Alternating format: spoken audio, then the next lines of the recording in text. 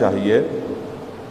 ताला खोला राजीव गांधी ने और उन्होंने कहा कि हमको तारीख को नहीं भूलना चाहिए। बिल्कुल सही कहा उन्होंने।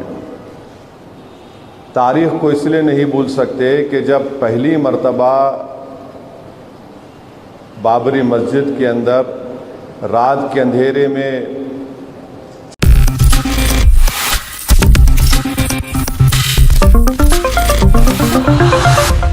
नमस्कार, आप देख रहे हैं नेक्स्ट 9 न्यूज। मैं तुषार आपके साथ। दर्शकों, आपको बता दें कि जहां एक तरफ चुनाव सर पर है, जहां 2024 में लोकसभा चुनाव होने हैं, जहां 2023 के अंत में 5 राज्यों में विधानसभा चुनाव है, मध्य प्रदेश, तेलंगाना, राजस्थान, मिजोरम, छत्तीसगढ़, तो वहीं अब इन चुनावों के बीच में जहां हर बार हमें देखने को मिलता है कि भारत में जब जब चुनाव होते हैं तो धर्म को जरूर जो इन चुनावों में लाया जाता है, वहीं धर्म की एंट्री एक बार फिर से होती हुई दिखाई दे रही है। हालांकि इस बार धर्म की एंट्री बीजेपी ने नहीं बल्कि असादुद्दीन ओवैसी की पार्टी ने की है। बाबरी मस्जिद का वो मुद्दा एक बार फिर से इस चुनाव में लेकर आए हैं। आपको बता दें कि तेलंगाना में दे रहे एक भाषण में, प्रेस कॉन्फ्रेंस में, उन्होंने बाबरी मस्जिद को लेकर बात की। उन्होंने कहा कि बाबरी मस्जिद तोड़ने में सिर्फ बीजेपी आरएसएस ही जिम्मेदार नहीं थी, इसमें कांग्रेस का भी एक बहुत बड़ा हाथ था। ये एक बहुत बड़ा खुलासा वो यहाँ पर करते हैं, क्योंकि अभी तक यही कहा जाता है कि बीजेपी और आरएसएस ने ही बाबरी मस्जिद पर जो डेमोलिशन की थी वो उन्हीं के कार सेवक थे। लेकिन अब कहीं ना कहीं कांग्रेस पर भी सवाल उठने लगा, और कांग्रेस हमेशा से ये कहती आई है कि जो भी बाबरी मस्जिद पर हुआ वो गलत हुआ, वैसा नहीं होना चाहिए था। लेकिन अब जो खुलासा यहाँ पर असादुद्दीन ओवैसी ने किया है वो आप सबके होश उड़ा देगा, और कांग्रेस के भी। क्या कह रहे हैं वो सुनिए जरा। सलाम पे तशरीफ लाए, आपका बेहद शुक्रिया। मैं शुरुआत में आपको ये बताना ज़रूरी समझता हूँ कि आज मीडिया ने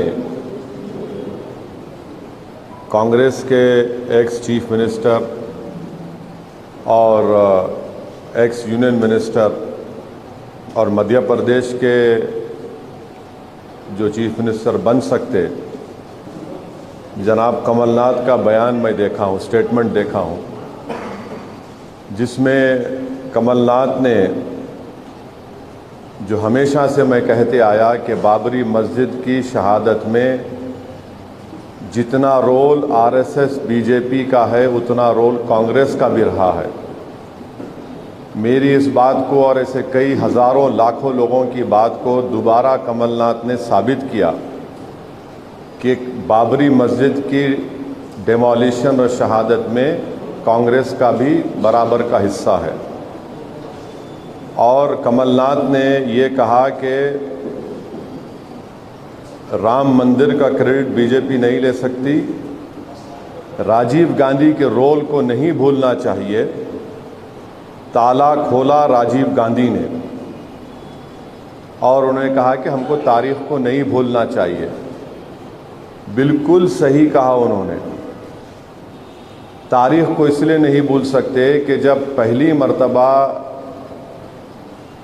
बाबरी मस्जिद के अंदर रात के अंधेरे में चोरों की तरह मस्जिद के अंदर जाकर उसमें आइडल्स को रखे गए थे मिंबर नबवी सल्लल्लाहु अलैहि वसल्लम पर।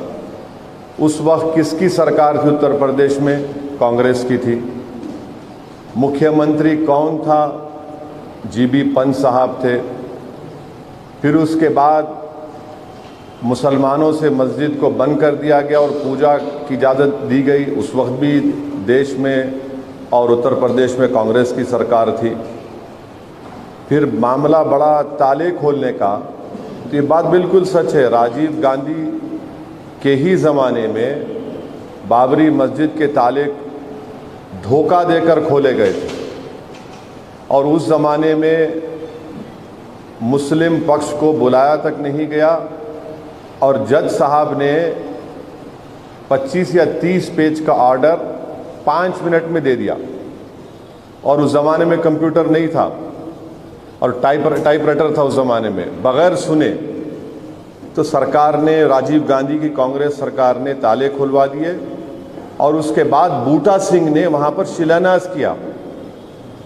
तो ये बात कमलनाथ ने साबित कर दिया कि बाबरी मस्जिद को जो छीना गया है उसमें बराबर का रोल कांग्रेस पार्टी का बीजेपी आरएसएस के साथ रहा है।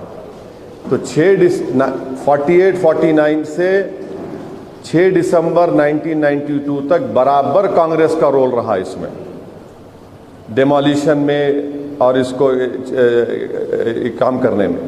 6 दिसंबर के दिन बीजेपी, विश्व हिंदू परिषद, आरएसएस ने सुप्रीम कोर्ट को ये वादा किया, गलत बोला, झूठ बोला कि वहाँ पर कुछ नहीं किया जाएगा बाबरी मस्जिद को। बाबरी मस्जिद को उसके बाद डेमोलिशन कर दिया गया। तो ये सच्चाई है और इसमें बराबर कांग्रेस का और बीजेपी आरएसएस का रोल रहा है।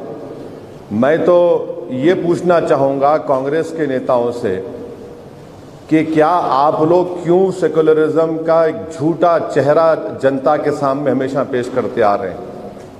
मैं पूछना चाहूँगा राहुल गांधी से कि क्या आपके वालिद जब देश के प्रधानमंत्री थे तो क्या उन्होंने बाबरी मस्जिद के ताले खुलाए थे, नहीं खुलाए थे।